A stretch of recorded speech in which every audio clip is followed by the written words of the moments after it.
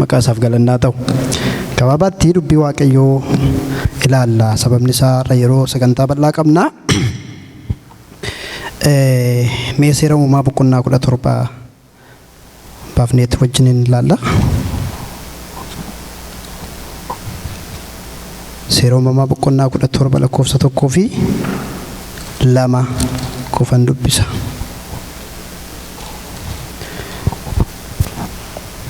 Mata dureen wajjin dubbii Waaqayyoo hirmannu fuula Waaqayyoo deddeebi'ii sagadee jedhudha. Fuula Waaqayyoo maal godhi? Fuula Waaqayyoo deddeebi'ii. Maqaan Gooftaa bara baraan haa ulfaatu. Akkas jedha seerri uumamaa boqonnaa 17 lakkoofsa 1 fi 2. Abrahaam nama waggaa 99 yeroo ta'etti Waaqayyo isatti mul'ate, ani Elshaadaayidha. Elshaadaay jechuun qodduu keessatti Waaqayyo isa hundumaa danda'u jechuudha. Hiikatti laata Elshaadaayitti. Balleessaa kan hin qabne ta'ii fuula koo dura deddeebi'ii jedha. Lakkoofsum kana barbaada.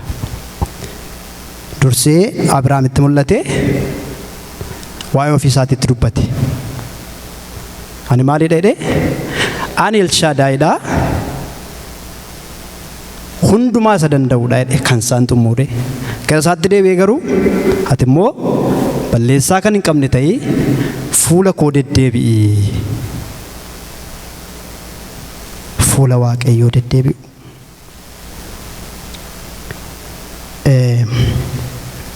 Fuula Waaqayyoo deddeebi'u jechuun maal jechuudha? Akkamitti fuula Waaqayyoo deddeebi'ama? Nama akkamiitu immoo fuula Waaqayyoo deddeebi'a? Maaliif namni fuula isaa akka deddeebi'u Waaqayyo barbaada? Gaafii kanarra dhaabbanneetti wajjin ilaallan. Waaqayyo namni maaliif akka fuula isaa deddeebi'u barbaada? Tuqaa sadi kaasuun barbaada. Innis waamicha yookiin immoo garanaawwan jalqabee waamicha, fuula Waaqayyoo deddeebi'u, akeeka. Jarri kun sadanii wajjiniin deemu. Waamichii fi akeekni nama giddu galeeffata ilma namaa. Waamichii fi akeekni hojii Waaqayyooti. Fuula Waaqayyoo deddeebi'uun garuu hojii namaati. Isin galaa deema. Waaqayyo yeroo hundumaa nama waamuu nama lasaati. Hin waama nama. Yeroo nama waamu immoo akkasuma waamee achas fidee dhiisa miti. Akeeka waamuuf qaba malee. Waamicha Waaqayyoo dudda duubaa yeroo hundumaa akeekatu jira. Gaafa Waaqayyo nama waamu dudda duuba isaa akeekatu jira. Akeeka Waaqayyo nama sana waamuuf. Egaa waamichis kaayyoon waamichaa sun akeekni isaas hojii Waaqayyooti, hojii namaa miti. Waamicha booddee gara akeekaatti ce'uudhaaf garuu fuula Waaqayyoo deddeebi'uudhaaf immoo asitti nama giddu galeeffatu yookiin fedha namaa gaafata jechuudha. Waaqayyoof namni miishinii tokko galmaan ga'uudhaaf lachan isaaniiyyuu qooda qabaatu jechuudha. Lachan isaaniiyyuu qooda qabaatu. Haa ta'u malee namni akeeka itti waamameef galmaan ga'uudhaaf waamicha isaatti xumura laachuudhaaf qooda mataa isaatii qabaata akka nuti beeknutti, yookiin immoo dandeettii mataa isaatii, yookiin immoo shaakala mataa isaatii. Waamicha Waaqayyoo keessatti garuu dandeettii fi aadaan namni sun keessa jiru waan ilaallatu hin qabu. Waaqayyo gaafa waamu akeekaaf waamu malee akeeka akkamiitiif nama sana qopheessaa wanti jedhamu namichuma waamamu sanaaf iyyuu ifaa miti. Akkuma beektan akkuma yeroo hundumaa lallabamnu seera Abrahaam. Abrahaam Waaqayyo biyya inni jiraatu keessa Baabiloon dhaqee gaafa inni Uur keessa mana abbaa isaatii keessa gaafa barbaadu dhaqu Abrahaam jedhe. Naan maatii kee biyya kee keessaa garan biyyatti si agarsiisutti deemi jedhe malee dhaqeetoo wajjiniin taa'ee gara fuulduraatti Abrahaam faana maal akka hojjechuu barbaadu mariisifne Waaqayyo. Abrahaam saba tokkotti si keessaa ba'uudhaaf jedha. Saba tokkoon karaa kee eebbisuudhaaf jedha. saba tokko kutuu saba waaqayyoo ta'uudhaaf jedha. Sabni biyya lafaa keessaa immoo isaan keessatti kan hammataman miti. Hicciitiidhaan immoo inni si keessaa ba'u sanyii saba hundumaa eebbisuudhaaf jedhaati. Kana yaade hojii kana keessatti muuxannoo maal qabdaa? Maal na gargaaruu dandeessa? Maal gochuu dandeessa? Mi'ati waan itti dabaltu waa qabdaayi. Akeeka kana galmaan ga'uudhaaf si wajjin hojjechuu barbaada. Maal qabdaas jedheen gaafanne. Maaliif? Waa'ee waamicha kana Abrahaam gaaf sana ta'uu Waaqayyotti kaasee ta'ee namni kun kanaaf gaamiti waan beeku iyyuu hin qabu. Kanaaf Waaqayyo gaafa nama waamu waan nuti keessa jiru giddu galeeffatu Waaqayyo. Callisee moo nama waama malee namichuma sana barbaada malee wanti inni keessa jiru isaaf dhimmaa miti muuxannoonsaa. Hin waamee baase ajajatti kenne malee marisise miti. Musee gaafa waamu Waaqayyo akeekni inni Musee waamee fi saba guddaa akka gaggeessuufi. Gaafa Musee waamamu garuu saba gaggeessuu isaati dubbiillee qixatti sirreessee dubbachuu hin danda'u Museen. Kottu saba Israa'el si wajjinan baasuu barbaadaattiin jedhe Waaqayyo malee saban gaggeessa jedheetanii saba keetu biyya Gibxii keessatti miidhamaa jira. Waa dandeessaa yaa Musee na gargaartaa deemmarisifne Waaqayyo. Ofitti amane malee waamee baase. Haleluuyaa. Gooftaadhaaf galannaa ta'u. Daawit gaafa waamu Waaqayyo Saamu'eeliin Israa'el rakkoo keessa jira. Dhaabdisaa. Saa'ol hojii kana hojjetuuf filatameera garuu immoo akkam barbaadetti hojicha gaggeessuu hin dandeenye.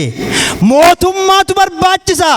Innis immoo mana Isseey keessa jira. Dhaqi achitti gaanfa kee guuttadhuutii achi nama naa kaaftaa jedheetu Saamu'eelitti erge. Waaqayyo si waa'ee mootummaa isaa jira. Namni mootummaaf barbaadamu Daawit. Daawit garuu hoolota tiksa. Eessaaf eessa akka isaan jiran ilaala. Iddoo Waaqayyotti nama argaa jiruu fi iddoo namni jiru.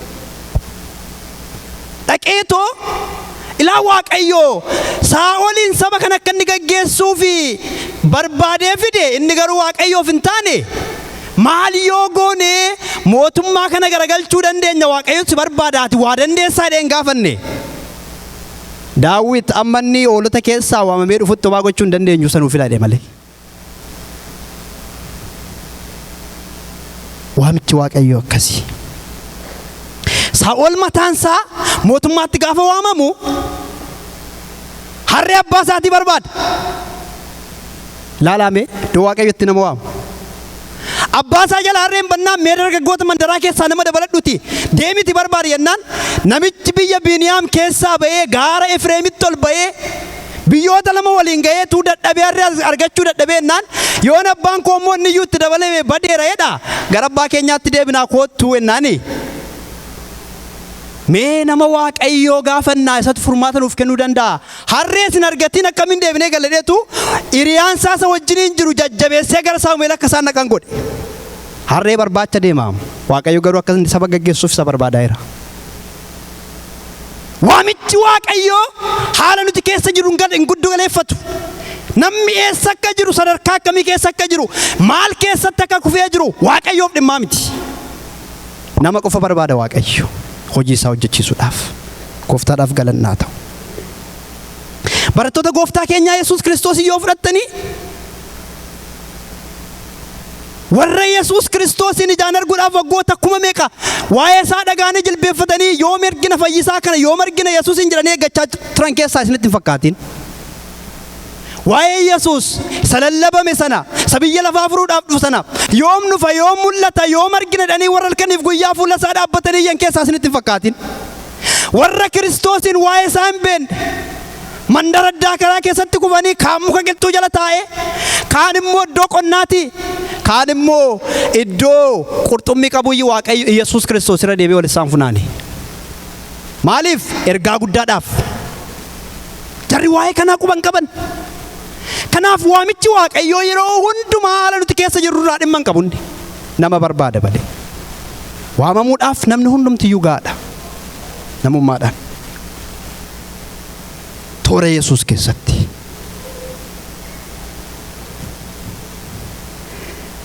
Iwwaama nama umaa hin qabne nama harka qullaa.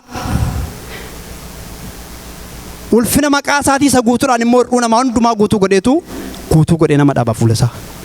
Maqaan isaa bara baraan haa ulfaatu. Na wajjin hin jirtu? Ulfina isaatu guutuu nama godha. Efesoon boqonnaa 2:19 irraa kaaftanii ilaaltanii warra Efesoonitti gaafa dubbatu Phaawulos Efesoon keessaan immoo nutti gaafa dubbatu isin mee jedhaaniin kakuu mana Israa'el keessaa hin qabdanii warra ijoollee Waaqayyooti jedhamanii waamaman irraa fagoo turtanii ilaa mana Israa'el keessaa kakuu ijoollee Waaqayyoo keessaas hin qabdan kakuu mataa keessanis immoo hin qabdanidha. Gara lachuu keessaa duwwaadha. Warra biyya ormaa warra fagoo turtaniidha. Kiristoos jaalalaan garuu waamee isin dhiyeesseeradha. Maaliin? Jaalalaan. Ofii isaatiin. Egaa isin kana booda dhiiga Kiristoosin dhuftaniittu achi keessaa waan hundumaa caala wanti nutti tolu. Warra biyya ormaa miti isin warra biyya dhiyooti isa jedhurra caalasi kan natti tolu isin ijoollee Waaqayyootti dabalamtaniirtuidha. Maatii Waaqayyoo eessaa lafonaa keessaa eessaa iddoo hin beekamne eessaa warra kakuu Israa'el keessaa hin qabne eessaa warra Waaqayyoo irra fagoo turan dhuftaniirtu maatii Waaqayyoo taataniirtuedha. Jaalalaan nama waama. Fayyisuu isaatiin guutuu nama godhaama. Iddoo sanaa ka'ee namni maatii Waaqayyoo keessa seenuudhaaf imagine maatii hiyyeessaa keessaa baatee maatii sooressaa keessa lixuudhaaf mandara warra rakkatoonni keessa jiraatan keessa jiraatta yoo ta'e achi baatee mandara warra gurguddoo lixee taa'uudhaaf amma akka hin ulfaatu gatii tokko malee hormoota gidduudhaa fuudhee maatii Waaqayyootti nu dabale. Waamicha Kiristoos inni kun. Saamu'eelis jalqabaa boqonnaa 12:8 irratti dhaqxanoo ilaaltanii gaafa tokko sabni Israa'el yeroo hundumaa Waaqayyo duraan anatu mootii isiniif ta'a mootii isin hin barbaachisu mootii biyya lafaan godhatiin haadheetti meera seera Musee keessatti. Gaafa biyya sanatti galtanii warra ollaa keessanii ilaaltanii akka isaaniin ta'an jedhiinaa yeroo hundumaa kan isin gaggeessu anaa jedhe Waaqayyo. Isaan garuu didaniitu gaafa biyya kanaan argatanii jedhan warra ollaa isaanii warra Sooriyaa kana fa'aa namoota baay'ee arganii jennaan nuun maaliif mootummaa mataa keenyaan ijaarrannu jedhan Saamu'eelitti kaan. Nuun barbaachisa nuun akka isaanii warra nu gaggeessu mootummaa barbaanna jedhan abbootiin firdii yeroo yerootti kan Waaqayyo kaasu kun nuuf hin taane jedhan. Rakkatee jennaanii Waaqayyoon kadhatee Saamu'eelii nama isaanii filate. Nama argattaniittu miti jedhe Saa'oltu argame eeyyeen. Inni kun garuu jaalala Waaqayyoo akka hin taane Waaqayyoo akka hin gammanne isinitti himuun barbaadaadheen. Yeroon kun yeroo makariiti yerootti qamadiin ga'eedha. Waaqayyo isinitti dallanuu isaatiin kan ka'e garuu yeroo makarii yeroo qamadii funaantan kanatti bona goggogaa kana keessatti bokkaa yendoo guddaa akka inni roobsuuf amma nabbooma Waaqayyo bokkaa roobsa yoo ta'e waan isin goota kanatti Waaqayyo hin gammanne jechuudha. Waaqarraa nabboomee bokkaan ni roobe. Hin gadde sabni Israa'el. Fiiganii immoo dhufan akka mala isaanii. Cubbuu yeroo hundumaa hojjennu irratti jal'ina hojjenne Waaqayyoon hin gaddisiifne miti jedhan. Eeyyeen jedheeniin. Egaa Waaqayyo nu balleessaatii nuuf kadhattee nu araarsuu dandeessaa jennaan. Ahaa jedhe Saamu'eel. Maali jennaani? Waaqayyo mee jaallatee saba isaa isin godhatee ulfina maqaa isaatiin sun irra jira akkamittiin isin balleessa jedhe. Maal godhee? Jaallatee saba isaa isin godhateedha. Cubbuun jireenya keenya irratti ulfaachuu danda'a. Dadhabnee gatantaruu dandeenya. Iddoodhaa siquu dandeenya. Maqaan Waaqayyoon ulfinni qabeessi garuu nurratti waamameera. Haaleluyyaa. Hin banna yaa Saamu'eel jedhan dhaqanii. Lakki hin baddanii jedhe. Maaliif jennaan? Waaqayyo saba isaa isin godhachuun jaallateeti malee ulaagaa guuttanii miti kaleessas kan waamamtan. Isin godhachuudhaaf saba isaa Waaqayyo jaallateera. Inni isin balleessuudhaaf ulfina maqaa isaatii isin irraa gatuudhaaf hin danda'u. Jaalalaan nu waame Waaqayyo. Ameen ameen ameen. Ulaagaa guunnee mitiim. Jaalalaan waamamne. Jaalalaan dhufne. Jaalalatu nurratti waamamaa jira.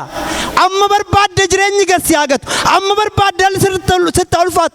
Amma barbaadde mujaajilaa fuula Waaqayyooti ka'uu dadhabi. Ayyaanni maqaa isaa garuu yeroo hundumaa sirra jira. Ameen ameen ameen. Ulfina maqaa isaatiif jedheennoo isin hin dhiisu. Maaliif? Jaallatee saba isaa isin godhatee ho'edha. Waamichi humna keenya kan giddu galeeffatu toon ta'een jaala Kiristoos. jaalala Kiristoos. Egaa akkuma dura jedhee waamicha akkasii Waaqayyo yeroo nama waamu immoo akeekaaf nama waama. Amma rakkoon eessa jira seetan? Namni hundumtiyyuu waamama. Ulaagaan barbaachisu waan ta'eef. Baay'eetu waamama, nama muraasa garuu akeeka bira ga'a. Waaqayyo nama hundumaa harka isaa bal'isee waama. Akeekni Waaqayyo isaa waamuuf bira warri ga'an garuu baay'ee namoota muraasaadha. Nama meeqatu waamames keessaa hor isiniin jedhe hundumti keessa waamtanii akka dhuftan natti himtu. Akeeka Waaqayyoof waameef bira nama meeqa ga'e waan jedhe garuu nama guutuu ta'uu dhiisuu danda'a. Namni waamichatti waamameef akeeka isaa bira ga'uu dadhabuudhaan kan ka'e ofii isaattis, waldaattis, biyyattis ni hir'isa namni. Gaafa Waaqayyo nama waamu akeeka gurguddaadhaaf nama waama isiniin jedheera. Akkuma dura tuttuqaa ture. Abrahaam ilaalaa, Daawit ilaalaa yeroo keenyaaf diippiliitti seenuu hin barbaadu. Nama xiqqoo turanii Waaqayyo garuu akeeka guddaa dhimma biyyaatiif isa waame. Waaqayyo gaafa akeekatti nama waamurraa namni kufu hirrinni isaa kan waldaatis, kan manaatis, kan nama dhuunfaatis, kan biyyaatis jechuudha. Kanaaf meeqa keenyatu akeeka Waaqayyoo ittiin waamerraa ka'ee jira. Anaaf isiniin Waaqayyo akkas jedha. Akeekan itti si waame bira ga'uudhaa fi fuula koo deddeebi'edha. Ameen, ameen, ameen. Na wajjin hin jirtu? Akeekan itti si waame fitu ga'eera. Baay'een gabaabsa. Waamicha keef akeeka isaa bira ga'uu barbaadda? Iddootti Waaqayyo si barbaade bira ga'uu barbaadda? Dhalootaaf, waldaadhaaf, biyyaaf, mana keef dhimma baasuu barbaadda? Waamichi kee akka inni dhimma, akka inni qixa isaa ga'u, akka inni toora isaa raawwatu, akka inni goolii isaa irra ga'u barbaadda?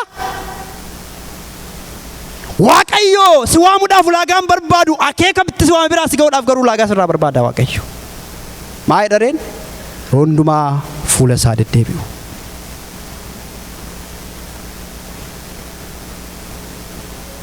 Wanta sadii kaaseen xumura. Namni fuula Waaqayyoo deddeebi'u jireenyi isaa maal fakkaata? Namni fuula Waaqayyoo deddeebi'u. Inni tokkoffaani Waaqayyotu jireenya isaa gaggeessa. Ameen, ameen. Kutaa ergaa irraattis hin deebisa. Seera Ba'uu boqonnaa 33. Gaafa tokko Waaqayyo otoo Museen saba fuudhee karaarra jiruuti tullu Siinaarra ture ennaani sabni Waaqayyoon dhiisee waaqa tolfamaa tolfate. Museetti Waaqayyotti mul'ate otoo inni tulluudhaan bu'ini sabni kee sabnatti baaftee baate suni inni na dhiiseera ati gaafa buutu asirraa gaafa gadi deemtu nama kan biraa argita waaqa mataa isaanii tolfatan isaan qaata sokkanii jedhe Waaqayyo. Sabni kun hin ta'uuti nan balleessaa jedhe Waaqayyo. Lakkii akkamittiin balleessita jedhe nan balleessaa naaf hin taani. Kanaa mannaa isaan balleessuudhaan mannaa maqaa koo galmee waaqarraa man balleessitu jedhe Museen. Lakkii sabni kun saba rakkisaadha jedhe Waaqayyo. Gaafa gadi bu'ee dhufee ilaalu dubbicha akkasuma. Seera Ba'uu boqonnaa 33 keessan jira. Saba mancee sana gidduutti gadi bu'e. Hillaale abdii kutate. Iddoo Waaqayyo wajjin itti wal arguu, iddoo wal ga'ii, dukkana wal ga'ii, iddoo dukkana ulfinni Waaqayyootti mul'atu sana saba sana gidduudhaa fuudhee buqqiseetu jedha. Saba qarqaratti achi baaseetu deemee dhaqee Waaqayyo wajjin iddootti wal argu dukkana sana keessatti lixeedha. Sabni hundumtuu sodaatee otoo karra isaarra dhaabbatuutti ulfinni guddaan tokko duumessi gadi bu'ee gaafa inni dukkana wal ga'ii sanarra jaajju namni hundumtuu iyyuu hin argee jedha. Achitti lixe Museen. Jennaan ahaa jedheeniin saba kana nan balleesseettee maqaa koo balleessuu wayyuu reennaani Waaqayyo garaaraaf akkas jedheen Musee sabicha akkan hin balleessine barbaaddaa eeyyee sabni kun mataa jabaadha waan ta'eef jedheen jennaani sabicha fuudhiitii garan biyya si agarsiisetti geessi angaruu si wajjin hin deemu sabni kun akka bare gaafa ni dallalu annan balleessa kanaati mannaa anna nafaati ati fuudhiitti deemi jedhe Waaqayyo. Hin gadde Museen. Ahaa jedhe dukkana wal gaheetti seenee. Baay'eedhaan bu'aa yeroo hundumaa kutaa kana yeroo dubbisu. Anaan jechoonni ittiin jechoota kana baasee dubbachuu danda'u yeroo hundumaan argadhu. Keessa kootti garuu wanti sun natti mul'ata miira godhate. Fuula Waaqayyootti jilbeeffatee iddoo argama Waaqayyootti ol seenetu simbee kanaan jetteerta miti iyyaati jedheen eeyyee. Maqaa keetti nan si waame naan jetteerta miti eeyyee. Na biratti ulfina godhatteerta naan jetteerta miti eeyyeen. Ati na wajjiniin hin baatu taanaan akkamittiin saba kana fuudhee deemuu danda'a ree? Yoo ati na wajjiniin hin deemtu ta'e addanaan hin sochoosin. Yoo ati hin jirtu ta'e mo'umsi hin jiru. Yoo ati hin jirtu ta'e lafa naatu jiraam. Yoo ati hin jirtu ta'e lolatu karaarra jiraam. Ati nan gaggeessu taanaan akkamittiin kophaa koo saba kana fuudhee deema? Eessan naquu danda'a siree jedhe. Haaleluyyaa. Ilaa waan tokko isinitti mo'an. Gaafa Waaqayyo jireenya keessan akka gaggeessu barbaaddanii iddoo jireenya keessanii gara Waaqayyootti siif kadhaasa wajjiniin haasa'uu jalqaba. Gaditti bu'ee Waaqayyo akka nama fira wajjin haasa'utti itti haasa'uu jalqabeedha. Akka maalitti? Akka nama fira wajjiniin haasa'utti. Jennaanii Museedha. Dhugaadhaa maqaa keessa beekaa ulfinaan si waameera jennaan ani sin gaggeessaa boqonnaa siifan kenna. Haaleluyyaa. Ameen ameen ameen. Ani sin gaggeessaa maalis nan godha? Boqonnaa siifan kenna. Gaafa Waaqayyo nama gaggeessu saba rakkisaa gaggeessuun isin ulfaatu. Hojii rakkisaa hojjechuun isin ulfaatu. Haala rakkisaa keessa deemuun isin ulfaatu. Sabni Israa'el saba baay'ee rakkisaadha. Karaan irra deemaa turanis karaa baay'ee ulfaataadha. Diippilii seenuu hin barbaadu. Waaqayyo isa kana waan beekuuf yoo ati hin baatu ta'e nan baasinitti hin jedhee sin gaggeessa boqonnaa siifan kenna. Namni Waaqayyo jireenya isaa gaggeessu boqonnaa argata. Ni lammaffaan namni fuula Waaqayyo deddeebi'u jireenya nagaatti jiraata. Jireenya gabii. Sa'aatii koo wayi darbe fixu ga'eera. Jireenya nagaa jiraata namni Waaqayyo fuula deddeebi'u. Akkamitti? Macaafa faarfannaa boqonnaa 16 lakkoofsa 8-9 deemtanii ilaaltanii Daawit akkas jedha. Macaafa faarfannaa boqonnaa 16 lakkoofsa 8-9. Daawit akkas jedha. Ani yeroo hundumaa Waaqayyoon fuula kootti ilaalaa deemaa jedha. Yeroo hundumaa ganamas galgalas guyyaas halkanis ani yeroo hundumaa Waaqayyoon fuula kootti argaa fuula kootti ilaalaa deemaa jedha. Jedheetti itti fufee kanaaf immoo jedha garaan koo hin gammada lubbuun koo ni ililcha namummaan koo immoo sodaa malee jiraata jedha. Haaleluyyaa. Ijaa maali? Yeroo hundumaa Waaqayyoon fuula kootti ilaalaa jirani jedha. Yeroo hundumaa Waaqayyoon ilaalaan deema. Kanaaf garaan koo hin gammada lubbuun koo hin ililcha namummaan koo immoo sodaa malee jiraata jedha. Eessatti? Lafa wanti nama sodaachisu guutee jiru keessatti. Eessatti? Iddoo wanti nama shororkeessu jiru keessatti. Eessatti? Biyya nagaan hin dhagaamne keessatti. Eessatti? Biyya aara galfiin keessa hin jirre keessatti namni yeroo hundumaa fuula Waaqayyoo deddeebi'u Waaqayyoonis fuula isaa fuulduratti argu yeroo hundumaa nagaatti jiraata. Ameen ameen ameen ameen. Faarfannaa sila faarfachaa turan obboloonni keenyas faarfannaa ijoolleen Qooree faarfatan boqonnaa faarfannaa boqonnaa 46 keessa jira. 1-2 Waaqayyo gargaara ta'uun isaa beekameera hoo jedhan. Waaqayyo rakkina keessatti gargaara ta'uun isaa beekameera hoo jedhan iyennaan yoodhuma otoo arginu galaanni raafame iyyuu tulloonni iddoo isaaniitti ka'anii yoo garaa galaanaa gidduutti gadi lixan iyyuu hamaatu nutti dhufa jennee nu hin sodaannu jedhu. Maal hin goonu? Hin sodaannu. Laala tulluun hin raafama yoo ta'e galaanni hin roqama yoo ta'e lafti iddoo ishiitti hin gadhiifti yoo ta'e eessa jiraatama? Warri Waaqayyoon qaban haala akkasii keessa ta'anis nagaatti jiraatu. Ameen ameen ameen ameen. Haaleluyyaa. Inni dhumaa namni fuula Waaqayyoo deddeebi'u akeekatti waamame milkeessa. Fuula Waaqayyoo namni deddeebi'u akeekatti waamame milkeessa. Abrahaamin ilaalaa. Namichi sun bahee fuula Waaqayyoo deddeebi'e. Boqonnaa 17 fuula koo deddeebi'e jedhee itti fufe. Ilaa maal jedhee? Ani Elshaadaa jedhee itti hime waa'ee isaa. Ati immoo fuula koo deddeebi'e. Gadi siqee ilaaltanii maqaa isaa jijjiiruutti ka'ee ati kana booda Abrahaam hin jedhamtu. Abrahaam abbaa saba bal'aati. Hojiitti galche Waaqayyo. Akeeka waameefitti galchuu jalqabe Waaqayyo. Dhimma waameefitti seensisuu jalqabe Waaqayyo.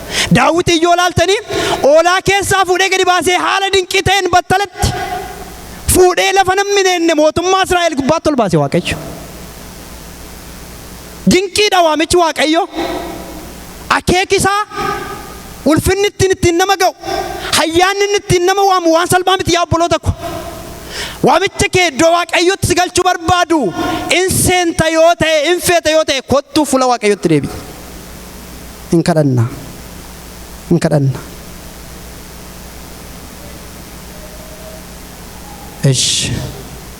Kadhanneetti fufnu. Haariin waaqayyoo humnaa yeroo boba'etti Museen inni fuula waaqayyoo deddeebi'aa ture garuu waaqayyo wajjiniin mari'achuutti jalqabe. Namni fuula waaqayyoo deddeebi'u ilaamee akkan goona obboloota ko. Waa'ee mootummootaa, waa'ee warra paartii jaallannu, warra jibbinu, warra wal fixaa jiranii, warra sabni keenya gidduutti dhumaa oolu qofa osoo hin ta'in osoo waldaan namni fuula waaqayyoo deddeebi'u jiraate yeroo hundumaa waaqayyo wajjiniin namni haasa'u dheekkamsa waaqayyoo humna waaqayyoo saarii waaqayyoo sobnaan boba'ee tasgabbeessuu namni danda'u waldaa keessa jira. Namni fuula waaqayyoo jiraatu yeroo hundumaa waaqayyo taasa ajaja baasa waaqayyo dheekkamsa isaarraa akka dudduubatti deebisu hin godha. Kanaaf fuula waaqayyoo taa deebinu waamicha keenyatti taa deebinu akeeka keenyatti taa deebinu yaada waaqayyoo keessatti taa deebinu kottaa mee hojii hojjenna waldaa kiristaanaa kottaa ijoollee waaqayyoo gooftaa wajjiniin mari'anna yaada waaqayyootti deebina waaqayyo wajjiniin haasofna dheekkamsi waaqayyo lafa keenya irratti ol kaase akka deebifu waaqayyo faana haasofna maaloo harka keessaa fayyinaa isa nagaanuuf baas jennee waaqayyo wajjiniin haasofna. Hallelujah. Maqaan isaa bara baraan haa ulfaatu. Inni isa hiyya warra isa dhaga'anii isa dudduuba fuuldura isaa deddeebi'anii dhaga'uudha waaqayyo.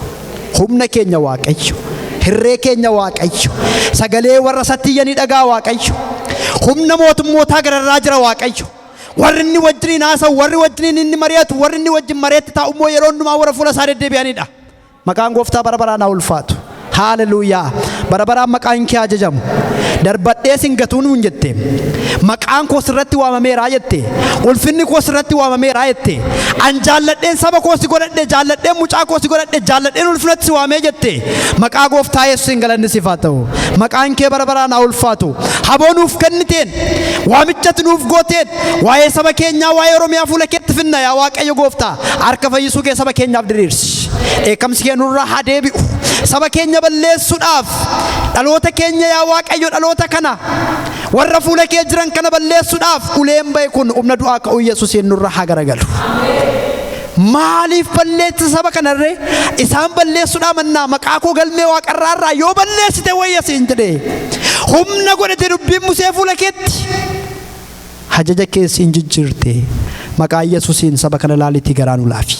Lafa keenyaaf garaa laafi. Jaa dubbii kee ulfaadhu maqaa Yesuusiin.